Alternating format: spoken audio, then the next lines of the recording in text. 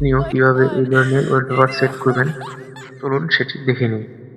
তো এইরকম wallpaper set করার জন্য আমাদেরকে একটি অ্যাপস ডাউনলোড করতে হবে। অ্যাপসটি ভিডিও শেষে দেখিয়ে দিব কিভাবে ডাউনলোড করবেন। চলুন অ্যাপসটির কাজ দেখে নিই। আর বন্ধুরা, ভিডিওটি ভালো লাগলে অবশ্যই চ্যানেলটিকে সাবস্ক্রাইব করবে, লাইক করবে, শেয়ার করবে। তো চলুন অ্যাপসটির কাজ দেখে নিই। সবার প্রথমে অ্যাপসটিকে ওপেন করব।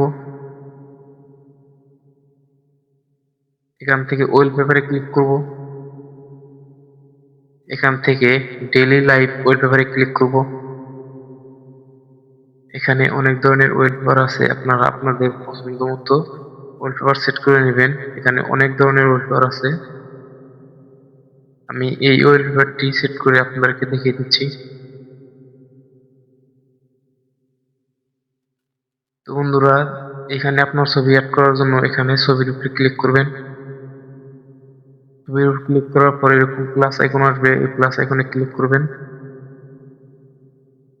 আপনাদেরকে একটি পিএনজি ছবি সিলেক্ট করে নিতে হবে। ছবিটি সাইজ করে বসিয়ে দিবেন।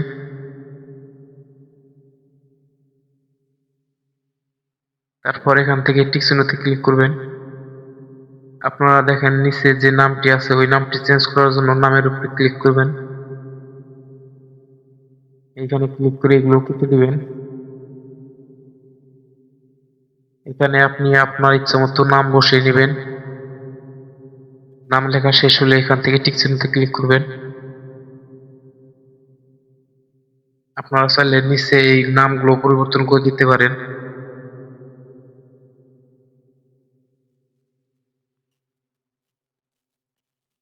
আমি এটা রাখতে চাইতেছি না।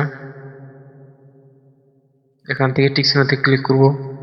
তো বন্ধুরা, আমি ওয়ালপেপারটি এরকমই রাখতে চাইতেছি। আপনারা যদি আরো কাস্টমাইজ করতে চান তাহলে নিচে দেখেন আরো অপশন আছে, সেখান থেকে আপনারা কাস্টমাইজ করে নিতে পারেন।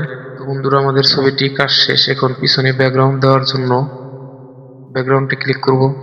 এখানে দেখেন ব্যাকগ্রাউন্ড দেওয়ার জন্য অনেক কালার আছে, আপনারা এখান থেকে কালার দিয়ে নেবেন। কালারটি সিলেক্ট করা হয়ে গেলে আপনারা এখান থেকে টিক চিহ্নতে ক্লিক করবেন। ওয়ালপেপারটি আপনার স্ক্রিনে সেট করার জন্য এখান থেকে অ্যাপ্লাই ক্লিক করবেন।